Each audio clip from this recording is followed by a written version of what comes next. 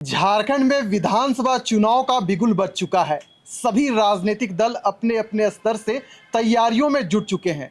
लेकिन इस बार झारखंड का जो विधानसभा चुनाव है बेहद खास होने वाला है और उसका एक ही कारण है कि इस बार झारखंड विधानसभा चुनाव में लोक हित अधिकार पार्टी अपना दमखम दिखा रही है। यह पार्टी कई अन्य राजनीतिक दल के लिए सिर का दर्द बन चुकी है। आखिर कैसे सिर का दर्द बन चुकी है, इसके बारे में आज हम विस्तार से जानेंगे। सबसे बड़ी बात है कि लोकहित अधिकार पार्टी के जो राष्ट्रीय अध्यक्ष हैं रोशन लाल गुप्ता इस वक्त हमारे साथ मौजूद हैं। राष्ट्रीय महासचिव हैं जो इस पार्टी के सतीश चंद्र जी, वो भी इस वक्त हमारे साथ मौजूद हैं। और झारखंड के प्रदेश अध्यक्ष जिनको आप लोग बखूबी जानते होंगे, सुनील साहू भी आज के चर्चा में हमारे साथ मौजूद हैं। सर, मेरा सीधा सवाल आपसे रहेगा कि खबरों की दुनिया में, राजनीतिक गलियारों में यही चर्चा है कि आप लोग सिरदर्द बन चुके हैं और खास कर भारतीय जनता पार्टी के लिए। कितनी सच्चाई है इस बात में? सच्चाई तो सब जनता देख रही है। बिल्कुल। और लोग भी जान भी रहे हैं। अभी नई नई पार्टी होने के वजह से भी हम लोग बहुत तेज़ी से आगे बढ़ रहे हैं जी। और हम लोग इस बार पूरा 81 विधानसभा चुनाव लड़ने की पूरा एकदम दमखम में आ गए हैं जी। और आज 8 प्रत्याशियों की घोषणा भी प्रेस क्लब में हो चुकी है जी। और अच्छी लड़ाई लड़ेंगे। और हम लोग के बिना जो है झारखंड में किसी की सरकार बनने नहीं जा रही है। सर, दूसरा प्रश्न आप ही से रहेगा कि झारखंड में भारतीय जनता पार्टी है, झारखंड मुक्ति मोर्चा है, कांग्रेस है, कई राजनीतिक दल हैं। उन दलों में अपने आप को कैसे आंक रहे हैं इस विधानसभा चुनाव में आप लोग? ऐसा है कि हम लोग का पहले तो संगठन था नहीं, लेकिन अब संगठन बहुत मजबूत हो गया है जी। और हम लोग तीसरा विकल्प बन के आ चुके हैं विधानसभा के चुनाव में। और हम लोग कम से कम इस बार 12 से 15 विधानसभा जीतने की पूरी ताकत में आ गए हैं। और मैंने आपको पहले भी कहा कि हमारे बिना किसी की भी सरकार नहीं बनेगी। जी। सतीश जी, मेरा सवाल आपसे रहेगा। चर्चा हो रही है कि जो आपकी पार्टी है, एक विशेष जाति से जो लोग आते हैं उनके लिए यह केवल पार्टी है। क्या वाकई में ऐसा कुछ है क्या? ऐसा कुछ नहीं है जी। लोकहित अधिकार पार्टी का निर्माण शोषितों, वंचितों और पीड़ितों के को न्याय दिलाने के लिए हुआ है और हम इस पे आगे लगातार बढ़ते रहेंगे। ठीक है, कोई समाज हमारे साथ आता है तो हम तो मना नहीं करेंगे। हम तो सर्व समाज की पार्टी है और सबका स्वागत है हमारी पार्टी में।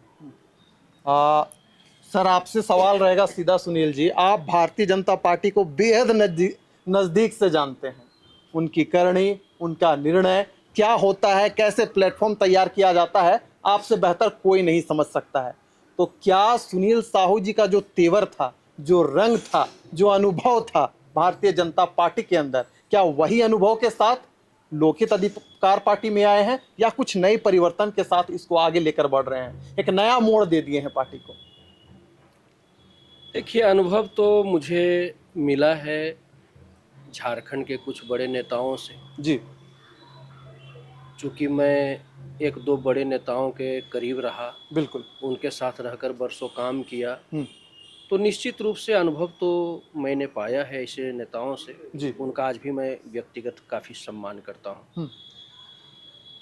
जहाँ तक लोकहित अधिकार पार्टी की बात है जी, तो लोकहित अधिकार पार्टी उस लड़ाई को लड़ने निकला है जिस लड़ाई को कभी भी ना कांग्रेस ने लड़ी, जी, ना भाजपा लड़ी। आज़ादी के 75 वर्षों में हम लोगों ने देखा कि एक भी राजनीतिक दल उस लड़ाई को लड़ा ही नहीं। बिल्कुल।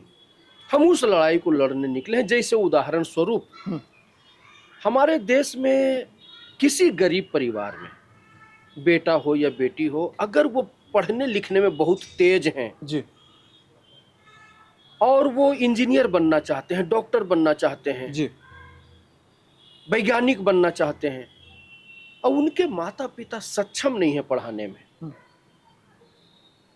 तो आज तक किसी भी पार्टी के सरकार ने ये चिंतन नहीं किया कि उस होनहार बच्चों को सरकारी खर्चे पर पढ़ाकर मुकाम तक पहुंचाया जाए। जी। ये किसी ने नहीं किया। इसी काम को करने के लिए लोकहित अधिकार पार्टी आगे निकली है। और जैसा कि आपने कहा कि बहुत कम समय में बहुत तेजी से लोकहित अधिकार पार्टी का संगठन विस्तार हो रहा है, तो ये मुद्दा जहां भी हम लेकर जा रहे हैं जनता के हृदय को छू लेता है। जी सर, दूसरा सवाल आप ही से रहेगा कि कितने झारखंड में, क्योंकि अगर हम ओबीसी कैडर को देखें, सभी पार्टियों में ओबीसी कैडर बहुत प्रमुखता के साथ उभर रहे हैं। भारतीय जनता पार्टी इसका जीता जाता उदाहरण है। आप लोगों की पार्टी में कितने कुर्मी वोटर्स हैं जो आप लोगों के पक्ष में वोट करेंगे? कुछ ऐसा आंकड़ा बना कर रखें आप लोग? देखिए, लोक हिताधिकार पार्टी जाति आधारित पार्टी नहीं बनना चाहती है। जी लोक हिताधिकार पार्टी उन नारों को चरितार्थ करना चाहती है जो नारा हमने नहीं दिया, भाजपा ने दिया। जी भाजपा ने कहा सबका साथ सबका विकास, लेकिन भाजपा ने सिर्फ नारा दिया, किया नहीं। जी ये लोक हिताधिकार पार्टी करेगी। तो कैसे करेगी? तो हम 1, 2, 4, 5 जातियों को ध्यान में रखकर काम नहीं कर रहे हैं। जिनकी जितनी संख्या भारी, बिल्कुल, उनकी उतनी हिस्सेदारी। जी इसीलिए मैंने कहा सबका साथ सबका विकास। जी ना हम किसी जाति के खिलाफ सोचते हैं, बिल्कुल, ना हम किसी जाति के पक्ष में कुछ विशेष सोचते हैं। जिनकी जितनी संख्या भारी, उनकी उतनी हिस्सेदारी। और आज हर जाति वर्ग का समर्थन हमको मिल रहा है और पार्टी तेजी से आगे जा रही है। झारखंड राज्य में शिक्षा, बेरोजगारी, विस्थापन एक बहुत बड़ी समस्या बन चुकी है। आप लोग इस पर, आप लोगों का क्या मंतव्य है? क्या इस पर आप लोग कुछ वर्कआउट कर रहे हैं इन विषयों को लेकर? पार्टी का तो पहले से एजेंडा है मुफ्त शिक्षा, मुफ्त चिकित्सा, वोटर पेंशन। बिल्कुल। और जहाँ तक पलायन की बात है, जब भी हम लोग कभी भी सरकार में आएंगे तो यहाँ पर कल कारखाने और बेरोजगारों को रोजगार देने का काम करेगी। ये तो पहले से ही मुद्दा हम लोग को पहले से बना हुआ है। बिल्कुल। सतीश जी, झारखंड की जो पहचान है यहाँ के जल, जंगल, जमीन और आदिवासी समाज से है। आपको नहीं लगता है, क्योंकि आप लोग नए नए झारखंड में आए हैं, बेहद ही जमीनी स्तर से आप लोग काम कर रहे हैं, क्या आपको नहीं लगता है कि जो अन्य पार्टियां हैं यहाँ के आदिवासी समाज को केवल और केवल ठगने का काम कर रही थी इतने लंबे समय तक? यही तो हम कहना चाहते हैं जी कि शोषितों, वंचितों, पीड़ितों, आदिवासियों को जो अधिकार मिलने चाहिए थे वो आज तक किसी ने नहीं दिए। जी इसी अधिकार को देने के लिए लोकहित अधिकार पार्टी झारखंड में आई है। तो कुछ तो पॉइंट आप लोग चुनकर रखे होंगे, कुछ तो एम होगा कि कैसे उनको मिलना चाहिए। सरकार में आने दीजिए, सारी चीजों का विस्तृत विवरण आपको दिया जाएगा। अभी सिर्फ इतना ही कि सबको न्याय, सबको शिक्षा, सबको चिकित्सा, वोटर पेंशन, ये हमारे प्रमुख मुद्दे हैं। सुनील जी, आप लोग बोल रहे हैं कि हम लोग 8 सीटों पर उम्मीदवारों की घोषणा कर दिए हैं, तो और क्या मतलब 81 सीटों पर आप लोग चाह रहे हैं कि इस पर उतारना है या फिर इस पर कुछ मंथना बाकी है? नहीं, चुनाव तो हम लोग सभी 81 विधानसभा सीटों पर लड़ेंगे जी। और चूंकि आप भी जानते हैं कि अभी तक किसी भी पार्टी ने एक भी उम्मीदवार का घोषणा नहीं किया है जी, तो हमने तो 8 उम्मीदवार का घोषणा कर भी दिया। बिल्कुल। और दूसरी सूची भी हम लोग बहुत जल्द निकालेंगे। चूंकि हमारी तैयारी लगातार चल रही है जी। 30 दिन में 30 दिन हम लोग काम करते हैं जी, और एकदम बिल्कुल ग्रास रूट में जाकर काम करते हैं, बल्कि आप लोगों से दूर हो जाते हैं। बिल्कुल। आप लोगों के साथ संजोग से लगता है कि आज कई महीनों के बाद मिल पाए हैं। बिल्कुल बिल्कुल। तो ग्रास रूट से जुड़कर काम कर रहे हैं। और जनता में एक चीज हमने पाया कि जनता इंडिया और एनडीए गठबंधन दोनों का विकल्प ढूंढ रही है जी। चूंकि इंडिया गठबंधन की सरकार को भी जनता ने देखा, एनडीए गठबंधन के सरकार को भी देखा, कहीं दोनों को देख रही है, आज भी देख। तो जनता दोनों से उब चुकी है। जैसे हमने कहा ना कि गरीब घर के तेज बच्चे अगर उनके माता पिता पढ़ाने में सक्षम नहीं है तो किसी ने उनके बच्चों के भविष्य के लिए नहीं सोचा जी। अगर किसी गरीब घर में कोई व्यक्ति बड़े बीमारी का शिकार हो जाए, डॉक्टर ये कह दे कि भाई आपकी जान तो बच जाएगी लेकिन इसमें 1 करोड़ 1.25 करोड़ का खर्च जी, वो व्यक्ति बेमौत मर जाता है, पैसे के अभाव में इलाज नहीं करवा पाता। किसी भी पार्टी की सरकार ने उसका चिंता नहीं किया कि सिर्फ एक व्यक्ति का मरने की बात नहीं है, एक हमारी बहनें विधवा हो जाती है जिंदगी भर के लिए, उनके 2-3 बच्चे हमेशा हमेशा के लिए अनाथ हो जाते हैं। ये बड़ा दर्द है। लोक हित अधिकार पार्टी इस दर्द को महसूस करती है। जैसे हमने कहा वोटर पेंशन, किसी भी पार्टी ने आज तक वोटर पेंशन का आवाज नहीं उठाया। सीधी सी बात है कि भाई वोटर के वोट से जीतने वाले लोगों को जी, सरकार जिंदगी भर पेंशन देती है। फिर वोटरों को वोटर पेंशन क्यों नहीं? जी अगर सरकार के पास पैसे की कमी है और पैसे के कमी के कारण वो वोटरों को वोटर पेंशन नहीं देना चाहती, जी तो एमएलए एमपी का भी पेंशन बंद करो। जी तो वोटरों को वोटर पेंशन दो, अन्यथा एमएलए एमपी का पेंशन बंद करो। इस लड़ाई को लेकर हम आगे बढ़े। जी रोशन जी, मेरा सवाल आपसे रहेगा कि इस बात से कतई इनकार नहीं किया जा सकता कि राजनीति में कभी भी कुछ भी हो सकता है। तो क्या आने वाले समय में अगर वैसा कुछ प्रकरण बनता है तो आप लोग इंडिया और एनडीए के साथ गठबंधन करेंगे? हम लोग पूरा मंथन कर चुके हैं जी कि हम लोग पूरे 81 विधानसभा चुनाव लड़ेंगे। जी अब भविष्य में तो कुछ कहा नहीं जा सकता है, जी लेकिन अभी तक कोई ऐसी हम लोग की मंशा नहीं है। यानी जो कांग्रेस के जो शीर्ष अधिकारी हैं, पदाधिकारी हैं, या भारतीय जनता पार्टी का जो शीर्ष नेतृत्व है, कुछ बातचीत हुई थी क्या कि नहीं आप लोग ऐसा नहीं कीजिए, हमारे साथ कदम से कदम मिलाकर चलिए? नहीं, ऐसी कोई बात अब हुई भी नहीं है और हम लोग करना भी नहीं चाहते हैं, जी क्योंकि इन लोग की नियति और कहानी में बहुत फर्क होता है। जी और इन लोग पर हम लोग को विश्वास नहीं रह गया है। मेरा सीधा सवाल आपसे रहेगा और खास कर झारखंड को लेकर रहेगा।